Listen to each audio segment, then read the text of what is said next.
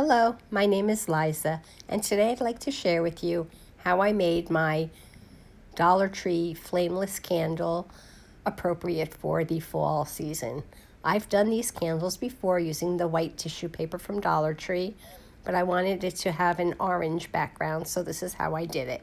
Of course, you'll need one of the Flameless candles. I'm using the ivory color, one sheet of DollarTree tissue paper, and all you'll need to do is cut strips that are as wide as the candle is. And there you can see Quarantino is helping me cut that.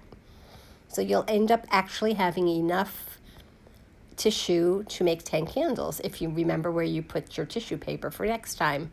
I never do. You'll need some kind of an orange ink or stamp pad. And then laying your tissue down on something because it will bleed through, but don't use a patterned piece of paper towel, trust me. Just ink up your entire piece of tissue paper on the dull side. There are two sides. Then while that's drying, make sure your candle actually works. Mine didn't, so I used a DollarTree screwdriver, and I just took the battery out and fixed it so that it would work. Even though I let my paper dry overnight, it was still very, very flimsy, weak. So just be careful if it tears. Then to get the buffalo check, I do have a stamp and some black ink. And I have a stamp positioning tool. So I laid a blank piece of white paper down into the stamp tool and then placed my stamp pad and started to add the black ink so that it looked like that. And then because the orange paper is bigger than my stamp, I just slid my orange paper up matching where it was on the blank white paper, and I continued stamping until I had a continuous piece. And I just did it a couple of times just to get it nice and dark. Then once that is dry again, just cut off straight the edge, and don't throw that piece away because we are going to need that later. I have a heat gun and I had some wax paper, but if you have a hair dryer, just don't do it where there's glitter.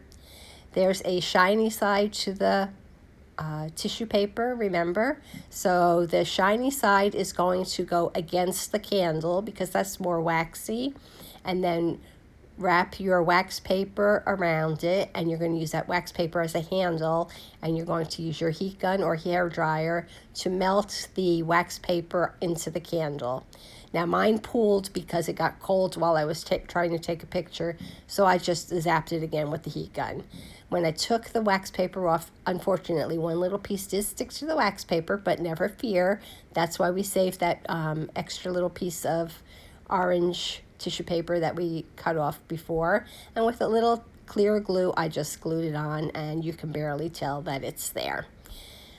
And then I wanted to just give it a little decor. I wasn't sure what I was going to do, so I had some jute twine, some of the DollarTree orange burlap, and I thought maybe some leaf table scatter. But in the end, all I did was cut down my burlap ribbon just a little bit so that it wasn't so wide, because we don't want to cover up all of our plaid that we just worked so hard on. And I just, instead of it using any hot glue, I just kept it on tight with the jute, and that was it. And so it lights up and you can see it really nicely. There it is in my tier tray, and it makes really good tier tray filler. And that's it. I hope you enjoyed this project. If you did, please give my video a thumbs up, leave me a comment, and as always, if you aren't already subscribing, please consider doing so. Quarantino and I will be back again soon with another project. Thanks for watching. Take care.